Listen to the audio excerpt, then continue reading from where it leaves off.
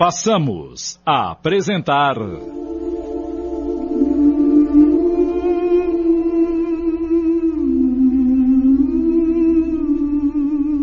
A Odisseia das Irmãs Fox, minissérie em 10 capítulos de Antônio Camargo Leme.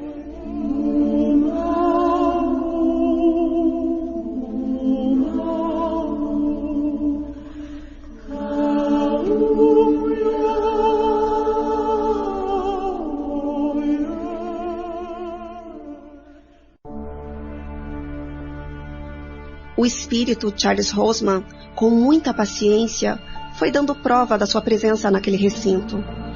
E através do código estabelecido para a comunicação, respondia a todos os que lhe interrogavam. Depois de se sentirem convencidos que os famosos fenômenos ocorridos na velha casa de Hydesville foram devidamente desvendados, um grupo interessado a esclarecer definitivamente o caso resolveu escavar o chão da adega visando encontrar os despojos do suposto assassinado. Essa primeira busca através das escavações não logrou bons resultados, pois deram numa poça d'água, sem ter encontrado quaisquer indícios do que procuravam.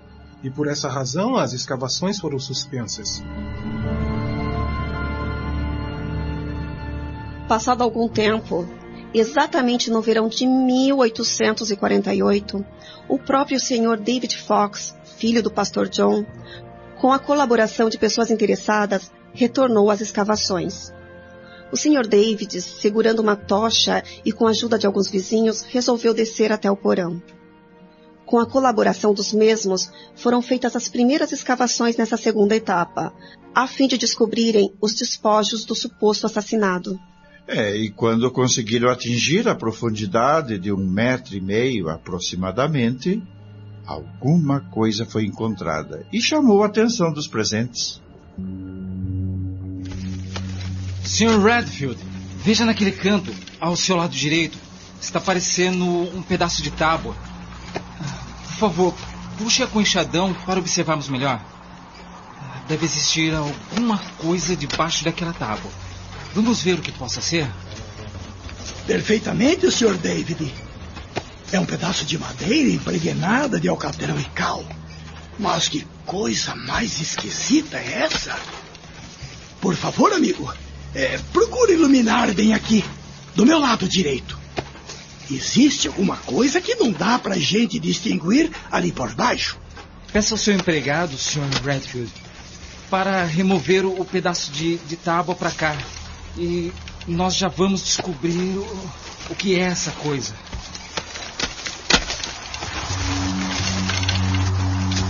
Pronto.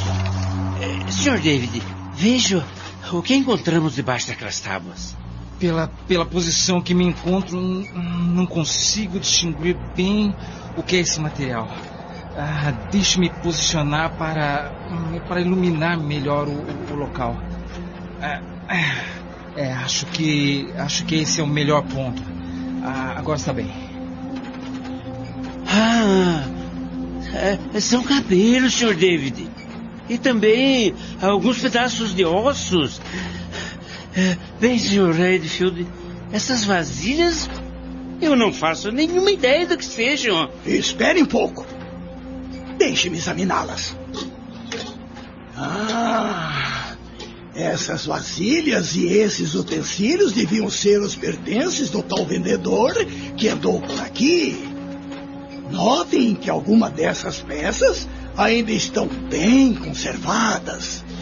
Perfeitamente, amigos. Acho que será conveniente nós recolhermos e guardarmos todo esse material. Quem sabe ele será útil para uma futura investigação policial. Se realmente foi um crime o que aconteceu aqui há algum tempo atrás. O senhor tem razão. Então vamos relacionar todo esse material que encontramos nesse local para prováveis futuras investigações policiais. O que nós encontramos foram essas tábuas impregnadas de alcatrão, cal, cabelos, uns pedaços de ossos e utensílios usados pelo vendedor de bugigangas, correto? Perfeitamente, Sr. David. Tudo está exatamente como o senhor descreveu. Ok. O meu ajudante colocará todo esse material neste saco de estopa e irá deixá-lo sobre esses 2 cavaletes que aqui se encontram. Certamente que dessa forma ficarão melhor conservados para uma futura investigação.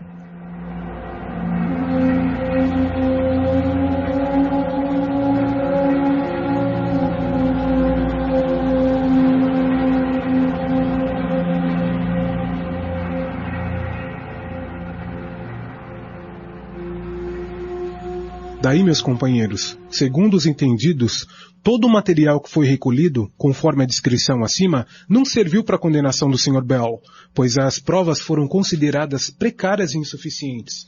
Posteriormente, ou mais precisamente na edição do dia 23 de novembro de 1904, foi publicada no Boston Journal a descoberta do esqueleto de um homem cujo espírito supostamente ser considerado como responsável pelos fenômenos ocorridos na casa da família Fox em 1848.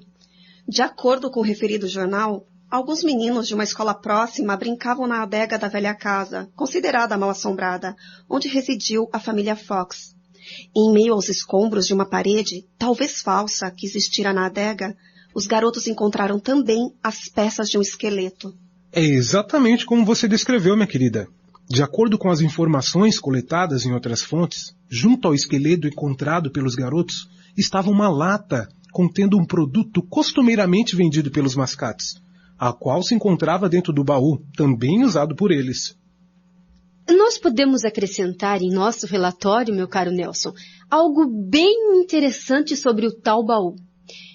Segundo o que pesquisamos no livro sobre a vida e feitos do Allan Kardec, de Zeus Vantwil e Francisco Thyssen, descobrimos que o tal baú, juntamente com o esqueleto e os restos do velho barracão de Hydesville, adquiridos em 1906 por Benjamin F. Bartlett, hoje se encontram na cidade de Lilydale.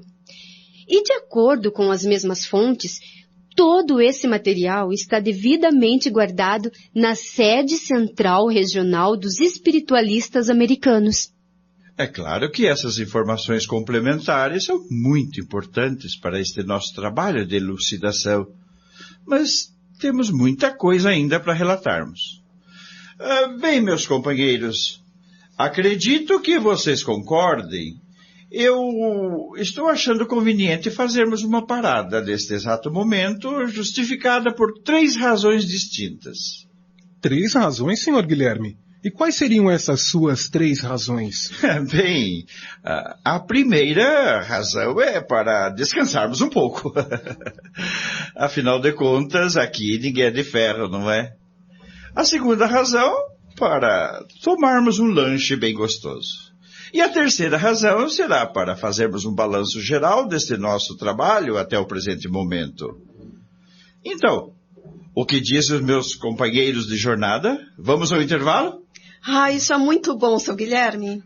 E eu acho que já estava na hora de fazermos esse lanchinho e esticarmos um pouco as nossas canelas. Eu e a Jacira vamos preparar o nosso lanche e já voltamos. Estamos apresentando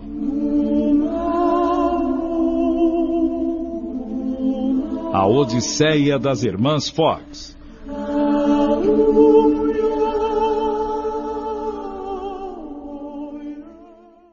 Voltamos a apresentar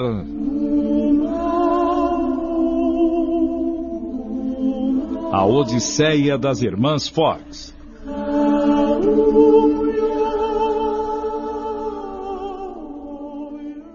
Bem, companheiros, depois dessa nossa pausa e, diga-se de passagem, oportuna para o nosso descanso e para o nosso lanche, nos consideramos preparados para a terceira etapa, ou seja, para o nosso balanço. Certo, companheiros? Certo, senhor Nelson. Então vamos ao balanço sugerido pelo Guilherme, a fim de reiniciarmos depois o nosso trabalho normal. Perfeitamente, Nelson. E já que está de posse da palavra, continue. Vamos então ao nosso balanço.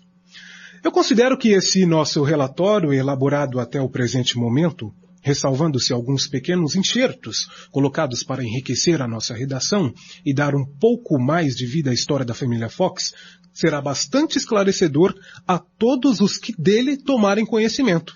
Ótimo, Nelson. Agora vejam, companheiros, como são as coisas.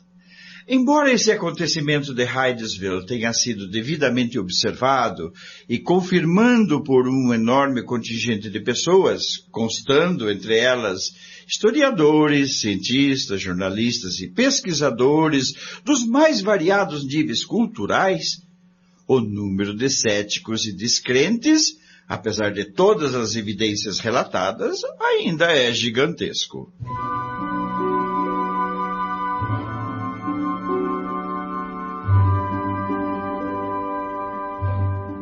Alguns anos mais tarde, após a descoberta do esqueleto humano, como já relatamos, segundo as pesquisas realizadas na ocasião e a partir dessa data, a casa onde residia a família Fox, que era conhecida apenas como sendo um local mal assombrado, iria adquirir uma conotação bem mais profunda em face à descoberta do referido esqueleto e desvendados os motivos daqueles constantes ruídos que ali eram provocados. A notícia do assassinato do mascate no interior daquela casa por um dos seus antigos moradores corria célere para todos os cantos de Nova York. Num curto espaço de tempo, toda a comunidade estava comentando os acontecimentos ocorridos na pequena Hydesville. E a partir dessa data, a família do pastor John Fox não teve mais sossego. Eles eram procurados e assediados por pessoas de todas as regiões do país. Era um constante vai e vem de repórteres, jornalistas, fotógrafos, especuladores e pessoas do povão, curiosos e ávidos de conhecimentos sobre os fenômenos que surgiram naquela dita casa assombrada. A partir desses fenômenos de Hydesville, o movimento espiritualista espalha-se rapidamente para todos os cantos do nosso globo.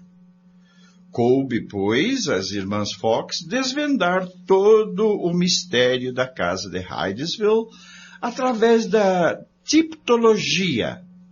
Esse é o nome dado ao meio de comunicação que se realiza por intermédio de batidas.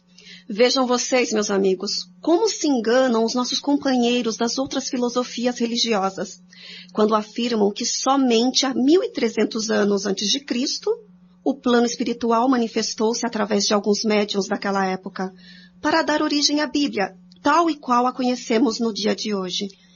Tudo aquilo que ocorreu em Hydesville com a família Fox foi uma dessas grandes manifestações divinas que, com toda certeza, ocorrem de tempos em tempos em todos os recantos do nosso globo e deixam aturdidos os despreparados. E em face àquele assédio relatado antes sobre as meninas, vocês sabem qual foi a alternativa usada pelo pastor John e sua esposa a fim de livrá-las da perseguição da imprensa e também dos incrédulos em geral? A solução até que não foi lá muito complicada, não. O pastor John e a sua esposa resolveram enviar a pequena Margaret para a casa do irmão David Fox, e Kate, a mais nova, mudou-se para Rochester. Ela foi morar na casa de Leah, a irmã mais velha, que era professora de piano. O afastamento das duas irmãs da casa dos pais ocorreu pela intransigência de muitos, pois se suspeitava que os fenômenos estivessem, sobretudo, ligados à presença das meninas no local das ocorrências dos mesmos. Entretanto, segundo os relatórios, os ruídos insistiam em acompanhar as irmãs Fox, pois onde elas estavam ocorriam os mesmos tipos de fenômenos. E eu acrescento um pouco mais, Jacira. Parece que a coisa era contagiante, pois os tais fenômenos continuavam e agora em outro local, isto é, também na casa de Leah. Desta feita, ficou constatada que a filha mais velha da família Fox era também dotada de uma mediunidade plenamente desenvolvida. As razões eram desconhecidas, mas o fato notável foi que esses fenômenos reproduziram-se alguns dias depois, igualmente na residência do ministro metodista A.H. Jarvis, residente na cidade de Rochester. Segundo os relatos, era como se uma nuvem psíquica descendo do alto e se manifestando nas pessoas suscetíveis. Olha, pessoal, nessa mesma fonte que pesquisamos, consta que fenômenos semelhantes também se romperam de maneira assustadora junto à família do diácono Yale, residente em Greece, cidade vizinha de Rochester. Pouco tempo depois, segundo a referida fonte, a senhora Sarah A. Tamlin e a senhora Benedict de Auburn desenvolveram notável mediunidade. Alguns dias após a ocorrência dos fenômenos na casa do diácono Hale, o ministro Jervis encontrou-se com o pastor John Fox e comentou bastante preocupado sobre as ocorrências em sua casa. Meu caro pastor, aqueles ruídos perturbadores que ocorriam lá na sua casa em Hydesville agora também estão acontecendo da mesma forma e com a mesma intensidade aqui em casa. Olha, pastor John, esses fenômenos não deverão parar por aí. Segundo o diácono Hale, que reside bem próximo daqui, na sua casa, aconteceram os mesmos fenômenos e de forma muito assustadora e contínua. Pois é, meu caro ministro. O que será que o Senhor está querendo nos demonstrar ou nos avisar com esses estranhos fenômenos? E por que será que tudo isso está acontecendo conosco, senhor ministro? Acabamos de apresentar